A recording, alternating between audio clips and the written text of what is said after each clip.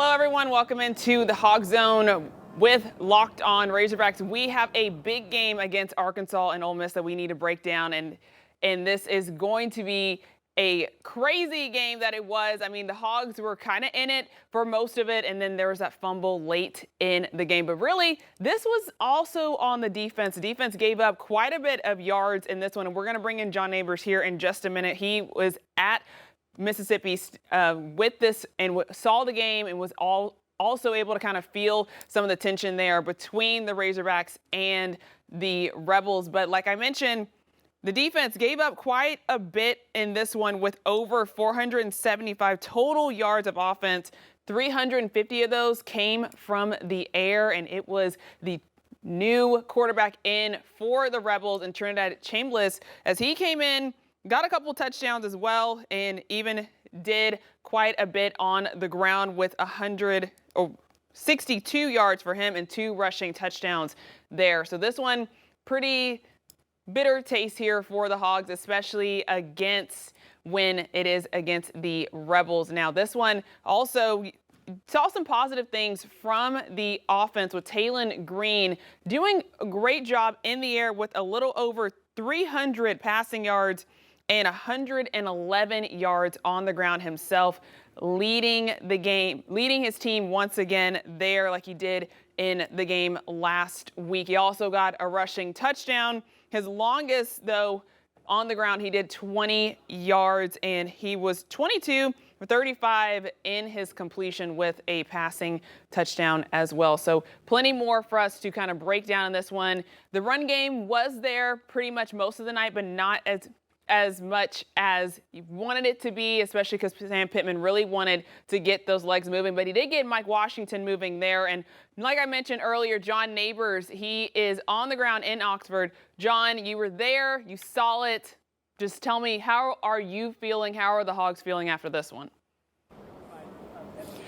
Well, I can tell you it was a pretty classic Arkansas-Ole Miss game and pretty classic way for Arkansas to lose a game. It's another one-possession loss for Sam Pittman. Arkansas was in a position to win. I know that they obviously gave up as many yards and points, it felt like, defensively, really couldn't get any stops. But they were still had a chance to win it at the very end. And I firmly believe that the only way that they could have lost that game at the end is if they did exactly what they did, turning it over. But I had no doubt that they were going to go into the end zone. I think that they were going to win the game. But for that to be the one turnover that you get, it's pretty devastating. But unfortunately, it's kind of on brand for what some of these games have been, especially under Sam Pittman the past few years. Yeah, exactly. Like you mentioned, that one possession there, Jaylen Brown almost had it. But, like you mentioned, the defense, they didn't keep them in this, but it mainly was the offense doing that. What did you see from Taylen Green tonight? I know he was banged up there a little bit late into the game, having to nurse, look like a little bit of cramping there in one of his hamstrings. Yeah, I mean, listen, it's always about the progression that you make from the previous year. And the whole thing with Taylen Green has always been about year 2 under Bobby Petrino. Well, he looked good in game 1 and game 2, but considering the opponents, nobody was really overly impressed. It was a matter of, okay, what are you going to do on the road, hostile environment in the SEC? I think he answered the call. He wasn't perfect by any stretch. There were some throws that he missed. There were some guys that he could have hit for touchdowns that he missed. But the grit, the ability, the ways that he was able to win with the legs and a lot of these plays and keep these drives alive, 3rd and longs, you're not even anywhere close to being in this game if it wasn't for Taylen Green. He did everything he could. And I think that you were seeing there at the very end coming up with some big clutch plays. But, again, it's unfortunate for Jaylen Brown to have that fumble happen. But I still believe that there are opportunities that's going to be happening as the season goes on. But I feel great about Taylen Green. I feel confident in him. I feel confident of what he could do, especially in some of these close SEC games. Now, the defense was probably one of the bigger stories of this game, on giving up over 475 total yards, 350 of those coming from in the air. They gave up some big explosive plays, but Sam Pittman also talked about it in his presser following the game, that it was the penalties that the defense was getting. Now, what were you seeing from there? Yeah, it was just frustrating because, listen, I think everybody knew going into this year this defense was going to not have the depth, especially on the defensive line, that is needed to compete at a high level. But it just felt like whatever Ole Miss wanted to do, they were able to do. And it's one thing to be able to go up against a high-quality quarterback that's been around for a long time and you know is really good, and you're going to have to do the things that you need to do to try to slow him down. But it's another thing to where you're given a situation where you have a backup quarterback coming in who hasn't taken any real meaningful snaps as the starting quarterback for Ole Miss, and he comes out and he looks like a Heisman Trophy winner. That's got to be frustrating. I understand that Sam Pittman's prepared for both quarterbacks, as he said in his press conference.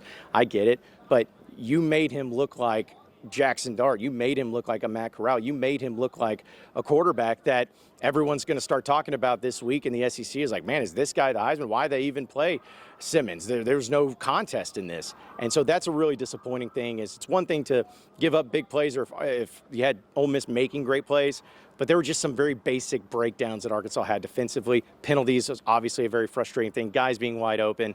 There was just no excuse, no reason for it. Very frustrating to see. But overall, again, you got to get better from this. No one's feeling sorry for you. You got Memphis coming up. You're going to have to make some adjustments, but definitely disappointing to see that type of defensive performance tonight. Yeah, I don't know if you can mention Jackson Dart to these Razorback fans, especially what he was able to do against them last year. And it kind of almost mirrored what Trinidad did today, a little bit what he did with what Dart did against them here at Razorback Stadium. Now, you mentioned also, Simmons being banged up a little bit, but we did see him come into the game. What did you see from him? He seemed like he was limping a little bit there, but still was able to run on the Hogs right there in the red zone. I mean, that kind of just sums it up. I mean, even the guy that is in pain, and he's not 100%, and he's obviously banged up, he comes in and he still scores on you. I mean, it was just demoralizing. And if you're a Razorback defensive player, you got to really look inward. And I think Travis Williams, I think he's a really good defensive coordinator. And I know Lane Kiffin's a great offensive coach. But it just seemed like no matter what you did, no matter what Ole Miss was doing, whether it was with wide receivers or with running backs, starting quarterback, backup quarterback, injured quarterback, did not matter. They were able to find ways to get into the end zone and be effective. So if it was a game plan, if it was just simple execution, if it was effort, whatever the case may be, it just really had to be frustrating in that locker room and dealing with you didn't know what to do. You just had to keep dealing with it, had to keep going out there and playing. But no matter what they wanted to do, they did it. And so you got to give credit to Ole Miss. You got to give credit to Lane Kiffin. But it's just, you've really got to wonder about this defense going forward and if they're going to be able to stop anybody, because they're going to be going up against some really good offenses in the SEC this year. Exactly. Now, let's try to speak positively, because obviously the offense kept them into this one. What were you seeing from them offensively? I mean, obviously, Mike Washington getting in on the action quite a bit, getting himself a touchdown today, too. Yeah, I mean, the offense, it looked like a quintessential Bobby Petrino type of offense, because you want to have the balance. You want to be able to have guys that are utilizing their strengths and balancing it. A lot of these wide receivers, tight ends getting involved into the passing game, it was pretty balanced across the board. It wasn't like Taylor Green was having to throw to one guy every time.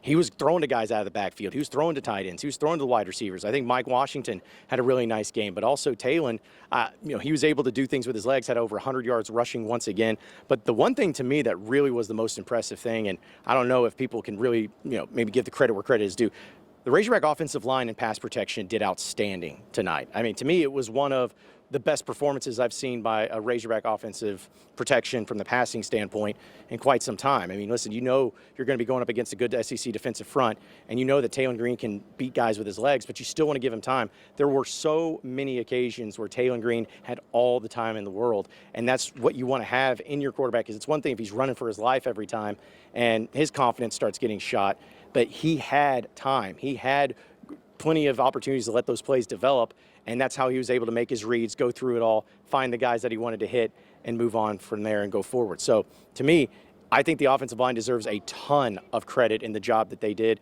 You're always suspect because they had to replace so many guys from last year, but overall, I think the offensive line, I mean, everybody was great on the offense, but the offensive line, it starts there. If they didn't have the performance they did today, Taylor Green isn't able to have his performance, so I got to give them a huge shout out for that. Exactly, and Sam Pittman did the same in his post-game, giving the O-line a lot of praise. But when we come back, we're going to bring in Tyler Cass down in Little Rock to talk more about the Hogs and what could have been.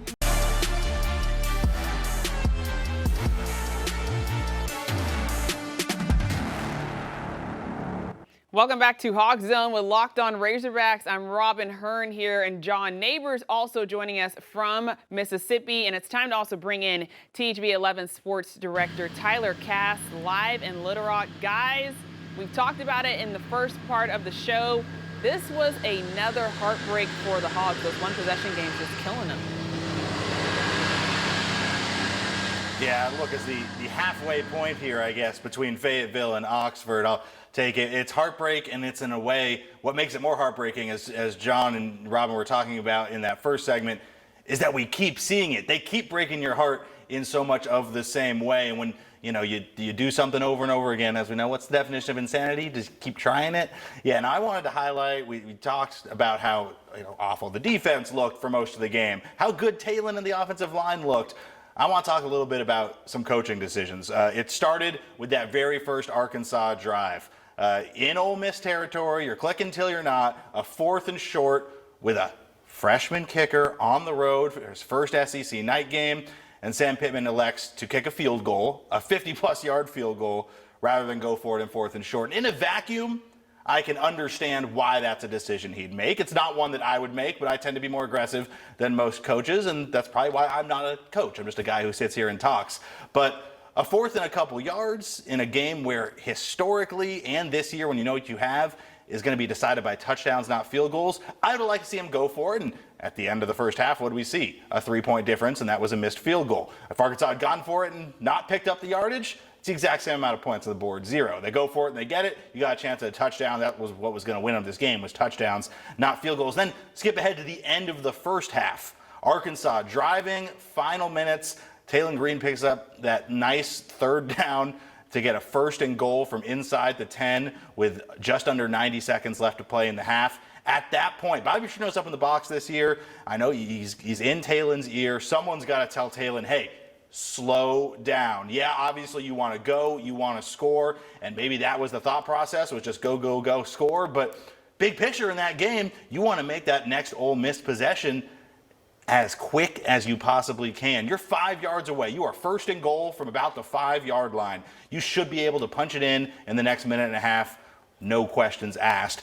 Run some of that play clock. Burn 20 seconds. Get down to under a minute at least before you run a play. Instead, Arkansas hurried up to the line. Talon Green snapped the ball with over 20 seconds left on the play clock and scored right away. That's great. Scoring a touchdown, obviously, the best thing you can do as an offense. But that exact same play, if they had just run the play clock down to 20 more seconds, Ole Miss is getting the ball back with a lot less time to work with. Instead, Ole Miss got it with a little over a minute and promptly drove into field goal range. And honestly, it felt lucky that they didn't have another 15 seconds because it would have been a touchdown. Ole Miss had 20 to 30 seconds less to work with. We don't know if they end up getting that field goal. We're talking about a tie game at halftime. And in these one-score games, as we've seen over and over again over the last 5 years for the Razorbacks, it's going to come down to those little itty-bitty coaching decisions. It's going to come down to one score, and that's at least 2 examples in the first half where the Razorbacks kind of ripped themselves off of one score, be it a missed field goal when you had a 4th and short, or giving Ole Miss enough time to get into field goal range. So, again, there are adjustments that need to be made across the board. We knew this was going to be difficult. Arkansas didn't come into this game as a favorite. They were an underdog across the board. Now, they were a popular underdog pick. They were a team that, even national pundits were picking to make the upset. But this was still a game that at least Vegas didn't expect them to win. You had a chance, and it's just those little things that pile up and add up and end up in another one-score loss. Yeah, it just seems like it's the Achilles heel for this Razorback team. Now, Tyler, we talked a little bit about what Ole Miss was able to do successfully. Me and John did. Now, what did you see from them besides their quarterback obviously doing amazing things, and he wasn't even in the SEC last year? Yeah, I mean, not that he wasn't in the SEC last year. He wasn't in Division I last year. And I looked up the stats. He was at Ferris State, the best of the best in Division II, and he actually played a localized opponent, someone else that we know. They played Harding. Again, another D2 giant up in Searcy, Harding University. They won the national championship a couple years ago. They lost to Ferris State and Trinidad Chambliss last year in a game where they held him to under 150 yards passing. He passed for 200 more yards against the Arkansas Razorback defense than he did the Harding Bison's defense. And again, shout out to Harding, a great Division II team. And yes, he has better weapons with him at Ole Miss, that's for sure. But, I mean, if you watch the broadcast, you know we only joined Ole Miss a few months ago. It was kind of everything lining up for Arkansas to go on the road and steal an SEC game, and the defense just kind of stopped them from doing that. Who knows? If they had run the Harding Bison's defense out there, maybe they were able to stop Trinidad Chambly a little better. We'll never know. Of course, the Harding offense would have just, run the ball 500 times, and who knows how that would have gone. But it's just the frustrating thing, and we feel like a broken record, not just tonight, but over the last 10 years, is even when everything kind of lined up perfectly for Arkansas, even when they finally get the last defensive stop, even when there's a backup quarterback in the game, they can't quite get over that hump. And yeah, no, it's frustrating. I'm sure no one is more frustrated than the people inside that locker room. I was able to listen to the first 10 minutes or so of Sam Pittman's press conference, and he sounded frustrated. I mean, he sounded down. He sounded a little dejected. I would not call it an energetic post-game, but there was definitely a focus in his voice as well. I mean, he didn't sugarcoat it, especially with the defense, about how things need to get better. And yeah, I mean, we're looking at Memphis next week, and then Notre Dame, and then really the heart of the SEC schedule. So the easy part is out of the way. You got your 2 easy wins. Here on out, especially one half of the ball doesn't improve, it could be a long season. Or it gets better. The offense looks great. Taylor Green wins a Heisman, and hey, we're talking about a little bump in the road. But based on everything we've seen, the first 3 games, the last 5 years, that would have to go kind of against character for us to see that kind of improvement. But hey, fingers always crossed over here. Yeah, anything can happen, especially in college football. Now, I want to bring John back in here real quickly. And like you mentioned, Sam Pittman in his presser, he talked a little bit about the defense, and he said that it was really the communication. John, did you notice anything whenever you're watching the game, maybe the communication looked off to you, especially with the secondary? Yeah, because there were so many players that were wide open. Just to be honest. I mean, I know that this SEC defense of Arkansas isn't one of the best or was considered to be the best, but whenever there's that many breakdowns and having the type of breakdowns where it's basic things, it really comes down to communication. I remember very fondly in that second quarter, there was a touchdown that they hit a wide receiver in the back of the end zone for Ole Miss, and he was so wide open that you were just looking at it. I had to watch the replay 2 or 3 times, and it was amazing just to see how they were talking before the play, but then people just weren't in their spot. They weren't where they were supposed to be, and then afterwards there were conversations that were being had. And so they started kind of talking about that. I think it got better in certain situations, but anytime you have that many breakdowns and that many guys running wide open, making plays, and just seems like it's not getting any better. And it wasn't even just deep passes. It was medium passes, short passes, out of the backfield. It didn't really matter. There was way too many guys that were wide open and nobody around for Arkansas, and that was a simple communication problem. Well, hopefully they can get that fixed, especially for next week. And speaking of Notre Dame, they just lost to A&M 41-40. So that's definitely going to be something to see because the Hogs take on both of those teams later on. Now, Tyler, bringing you back in for one more second here. What are you seeing positively with the Hogs, especially what they were able to put on the field tonight? I mean, we've talked at length about Taylor Green, the offense, Mike Washington, how much Taylor's been able to kind of spread the ball out. So I won't go too much on that. I'll go more intangibles. I did really like the fact that Arkansas still had a shot. And not only had a shot, but was marching down the field. The defense, as much as I've maligned them and everyone's going to, both tonight and in the days to come, they got to stop when they desperately needed one. Sure, it would have been nice to get more throughout the game, but in the fourth quarter, when Arkansas got the score to pull them within one score, and the whole game came down to one Ole Miss drive. Arkansas defense got the stop. Arkansas's offense was driving, and then the fumble. And that's the problem with Arkansas, of course, is you almost always get the and then that, or the but, or the however. But everything up to that fumble in the fourth quarter, you love to see the fight in the team, the not quitting, because I think from the fan base perspective, from media perspective, it really did kind of feel like,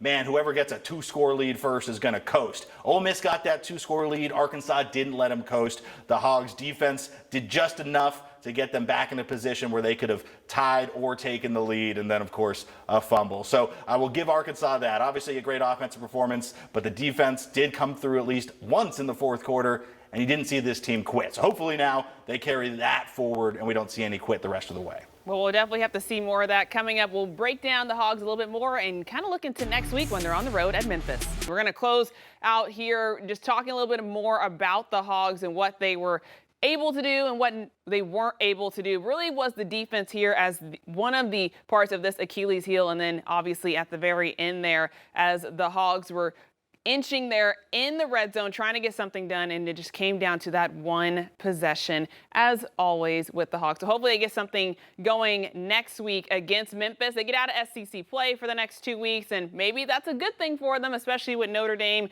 coming here to Razorback Stadium at the end of the month. When the Fighting Irish actually just lost to Texas A&M 41-40, so we'll see what will happen there. And they'll go on to the road at Memphis. That one is scheduled for 11 a.m. Don't know where exactly that game will be on, but it'll either be on ABC, ESPN, or ESPN2.